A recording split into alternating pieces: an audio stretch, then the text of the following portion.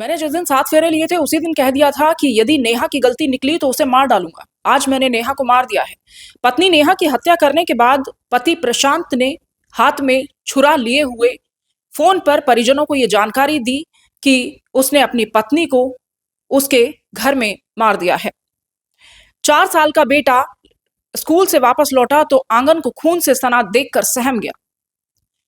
नेहा की मां बेटी को बचाने की गुहार लगाते हुए घर के भीतर और बाहर दौड़ती रही, लेकिन किसी की इतनी हिम्मत न हुई कि कोई उनकी बेटी को बचा पाता। पिता ने बेटी को बचाने का प्रयास किया तो सिरफिरे दामाद ने उन्हें भी चाकू मारकर घायल कर दिया। इसके बाद खुद को एक कमरे में बंद कर लिया। ये कोई फिल्मी कहानी हम आपको नहीं सुना रहे हैं। प्रेम विवाह के खौफनाक अंत की वारदात बागपत के ठाकुर द्वारा मोहल्ला में अंजाम दी गई है। नमस्कार, आप देख रहे हैं अमर उजाला और मैं हूं आपके साथ डिम्पल सरोही। आइए आपको बताते हैं कि विस्तार से आखिर ये पूरा घटनाक्रम है क्या।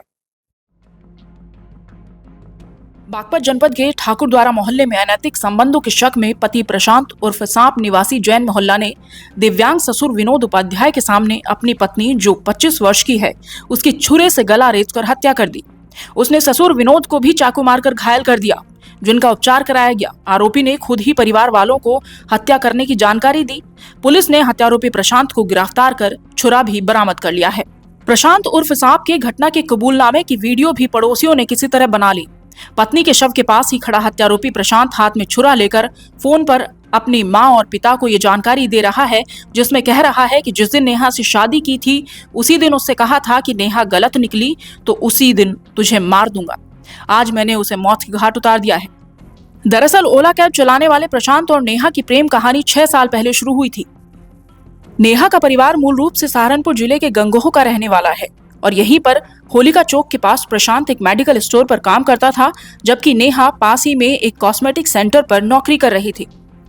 इसी बीच दोनों के बीच प्रेम प्रसंग शुरू हुआ और दोनों ने शादी करने की ठान ली। परिवार वालों ने इसका विरोध किया तो दोनों ने घर से भागकर प्रेम विवाह कर लिया। इसके बाद वापस आकर रहने लगे। प्रशांत इन दिनों ओला में कैब चला रहा था। दोनों का 4 साल का बेटा आर्यन भी है।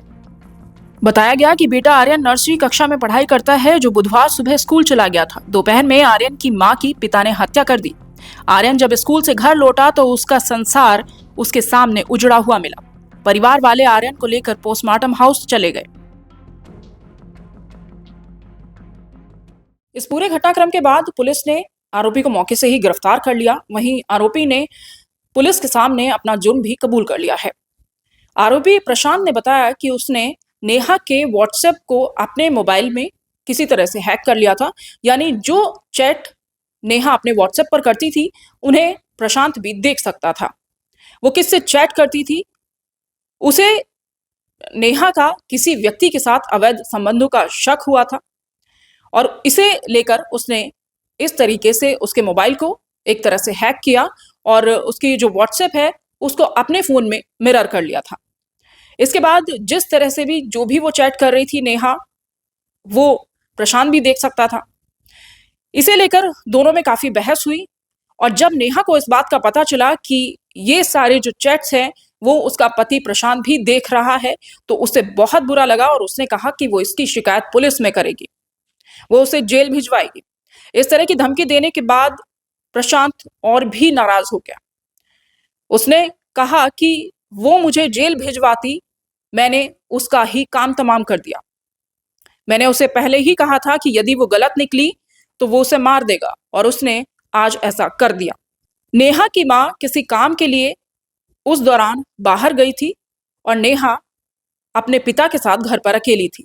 इसी दौरान प्रशांत जैन मोहल्ला से ठाकुर द्वारा पहुंचता है और यहां चाकू से नेहा के शरीर पर 19 वार कर उसे मौत के घाट उतार दिया। इस हत्याकांड के बाद चीख चिल्लाहट का शोर सुनकर आसपास के लोग भी वहां इकट्ठा हो गए तो प्रशांत ने खुद को मकान के अंदर एक कमरे में बंद कर लिया। पुलिस उसे पकड़कर कोतवाली ले आई, जहां एसपी सूरज कुमार राय ने उससे पूछताछ की।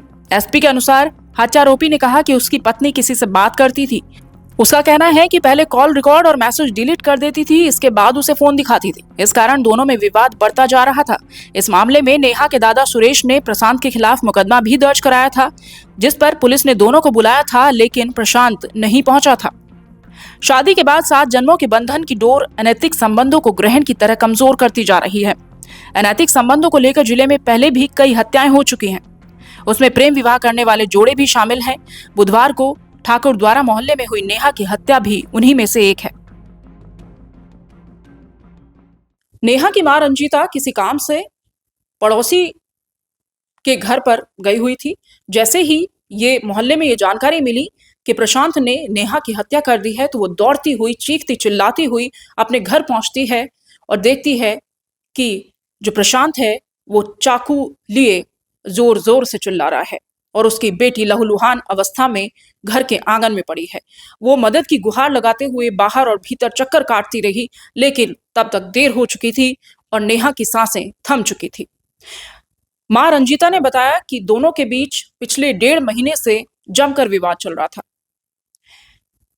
अवैध संबंधों के शक को लेकर प्रशांत और नेहा के बीच लड़ाई झगड़े रोज होने लगे थे और इसके बाद दोनों ने साथ रहने से इनकार कर दिया था। नेहा अपने बेटे को लेकर माता और पिता के पास आ गई थी, जो ठाकुर द्वारा में एक किराए के मकान में रहते हैं। यहीं पर नेहा अपने बेटे को पढ़ा रही थी। बेटा स्कूल गया था और माँ पड़ोस में किसी काम से गई थी और पिता के साथ नेहा घर पर अकेली ही थी। व्हाट्सएप चैट को लेकर जब दोनों के बीच कहासुनी हुई, फोन पर बातचीत हुई और नेहा ने कहा कि यदि वो अपने उसका जो मोबाइल है उसको हैक करके अपने फोन में चलाएगा तो वो पुलिस से शिकायत करेगी और उसे जेल भिजवा देगी। इतना सुनकर प्रशांत छुरा लेकर नेहा के घर पहुंचता है और उसे ताबड़तोड़ वार कर मौत के घाट उतार देता है। माता और पिता ने, जो नेहा के माता पिता हैं, उन्होंने आरोपी प्रशांत के खिलाफ कड़ी कार्रवाई की मांग की है। आज अपराह्न 1 बजे थाना बागपत कोतवाली विनोद नाम के व्यक्ति ने आकर सूचना दी कि हमारी पोती नेहा जो हमारे घर में रह रही थी, उसके ही पति प्रशांत ने आके गला काटकर हत्या कर दी है। तत्काल हमारी पुलिस मौके पे गई और जानकारी प्राप्त हुई कि जो वादी विनोद उपाध्याय उनकी पोती नेहा थी, उससे लगभग 5 वर्ष पहले मोहल्ले के ही एक लड़के प्रशांत से लव मैरिज कर लिया था, उसके साथ रह रही थी। उसके 4 वर्ष का बेटा था और दोनों में विवाद चल रहा था। लगभग 1.5 माह से वो अपने मैके आके रह रही थी और प्रशांत को शक था कि ये व्हाट्सएप पे किसी अन्य व्यक्ति से चैट करती है। तो इसी बात को लेकर उनसे विवाद भी हुआ और झगड़ा हुआ, अपने मैके चली आई थी। कल भी उसने उसके व्हाट्सएप को अपने मोबाइल पर लॉगिन कर लिया था और कुछ चैट उसने पढ़ लिया। बाद में उससे घर आके विवाद किया। उसकी नेहा की मां ने उस विरोध किया कि नहीं, ऐसा नहीं है, बट प्रशांत ने इसको लेके उसकी पिटाई की और नेहा ने धमकिया कि तुमको पुलिस में फंसा देंगे। तभी से प्रशांत के मन में भाव जगा कि ये चूंकि मेरी पत्नी, बट इसका संबंध लग रहा कहीं पे और है। और आज अचानक वो छुरी लेके गया अपने ससुराल में और नेहा गले पकड़कर उसकी हत्या कर दी है। हमारी पुलिस ने तत्काल प्रशांत गिरफ्तार कर लिया। उसने घटना करना स्वीकार कर लिया है और घटना का मोटिव उसने यही बताया कि चूंकि मेरी पत्नी मेरे साथ रह रही थी, बट हमें लगता है कि वो किसी महिला के बहाने किसी से बात करती थी और मुझे बर्दाश्त नहीं था। तो हमने उसको डांटा तो उसने मुझे फंसाने की धमकी, इसलिए उसकी मैंने आज हत्या कर दी है। थाना बागपत पे हत्या का मुकदमा दर्ज कर लिया गया है। अब प्रशांत गिरफ्तार कर लिया गया है और आवश्यक विधिक कार्रवाई इसमें की जा रही है। वहीं इस तरह का ये पहला मामला नहीं है कि जब प्रेम विवाह का इस तरीके से खौफनाक अंत हुआ हो। ऐसे कई मामले सामने आते हैं। अवैध संबंधों के शक रिश्तों को ग्रहण की तरह खाए जा रहे हैं। फिर हाजिर होंगे किसी नई क्राइम स्टोरी के साथ। देखते रहिए अमर उजाला। नमस्कार। अगर आप ये वीडियो YouTube पर देख रहे हैं तो हमारे चैनल को सब्सक्राइब करें और बेल आइकन को दबाना ना भूलें। अगर आप Facebook पर ये वीडियो देख रहे हैं तो हमारे पेज को लाइक करें।